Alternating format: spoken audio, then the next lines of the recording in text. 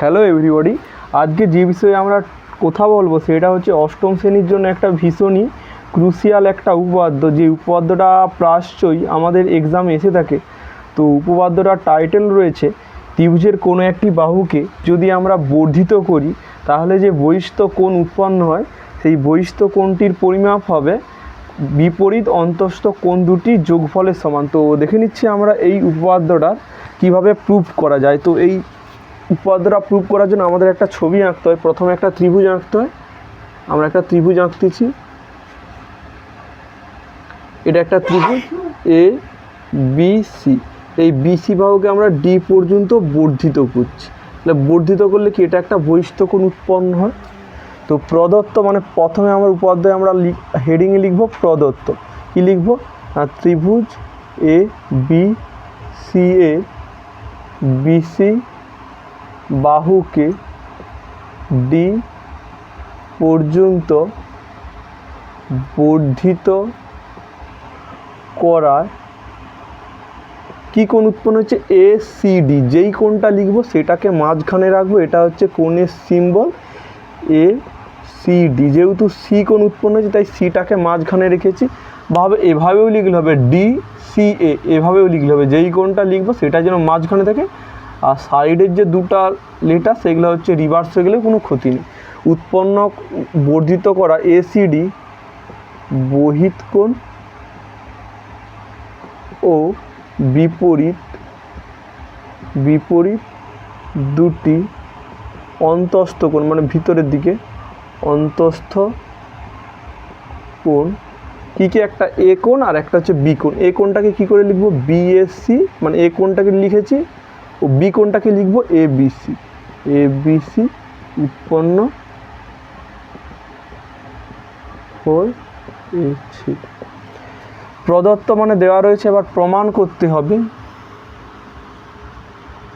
প্রমাণ করতে হবে এই যে বহিস্থ কোণ অর্থাৎ এসিডি, এটা দুটো যে বিপরীত অন্তস্থ কোণ আছে, অর্থাৎ এই এ কোণটা আর বি কোণটা, অর্থাৎ বহিস্থ কোণের যে বিপরীতে এই কোণটা আর এই কোণটা আছে, এই দুটা কোণের যোগফলের সমান। অর্থাৎ একটা এ কোণটাকে এইভাবে লিখছি এবং বি কোণটাকে লিখবো এ বিসি। তো এটা আমাদের প্রমাণ করতে হবে। এই প্রমাণটা করার জন্য আমরা জোর করে একটা অঙ্কন করব।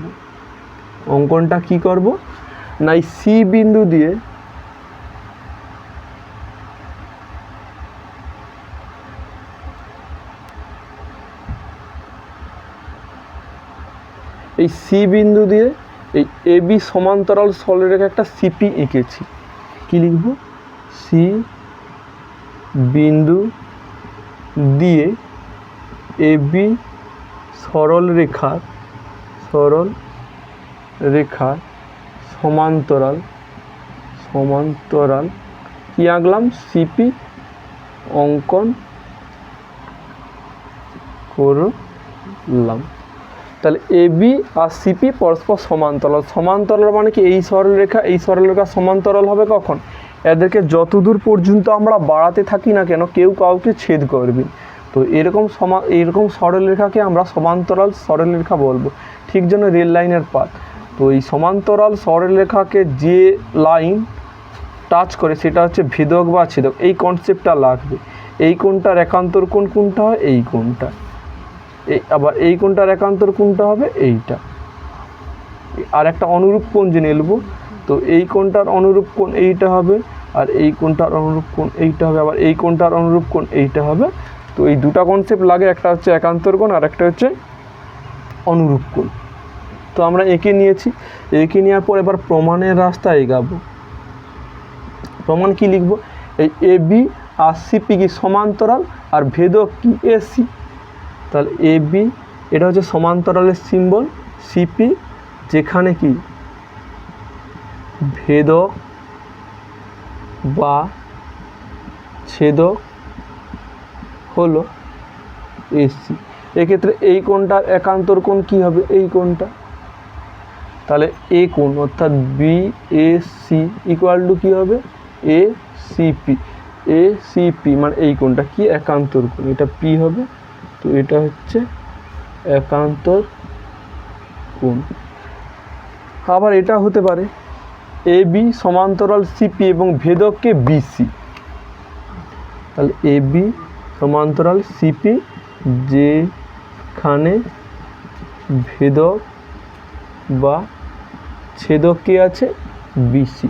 তাহলে এই কোণটার অনুরূপ কোণ কিনতে হবে, এইটা হবে, অর্থাৎ বি কোণ, অর্থাৎ এ বি সি ইকাল টু কত হবে পি সি ডি, কি অনুরূপ কোণ, অনুরূপ কোণ। তো এটাকে যদি আমরা 1 নম্বর দিয়ে দিই আর এটাকে যদি 2 নম্বর দিয়ে দিই, তাহলে 1 আর 2 নম্বর যদি যোগ করে দিই তাহলে 1 যুক্ত 2, তাহলে এইটা প্লাস এইটা, তাহলে B A C plus A B C equal to কত হবে এটা প্লাস এটা, অর্থাৎ A C P plus P C D. তো এ সিপি এই কোণটা প্লাস পি সি ডি মানে টোটাল কি এই কোণটা হয়ে গেল, অর্থাৎ এ সি হল। এই দুটা কোণকে যোগ করলে কি পাবো এ সি ডি। তো এটাই তো আমাদের প্রমাণিত করতে জানতে চেয়েছিল, এই যে প্রমাণ করতে হবে A C D equal to BAC plus A BC. তো এই উপাদানটা করলে আমাদের পরীক্ষায় কমন পাওয়া যেতে পারে।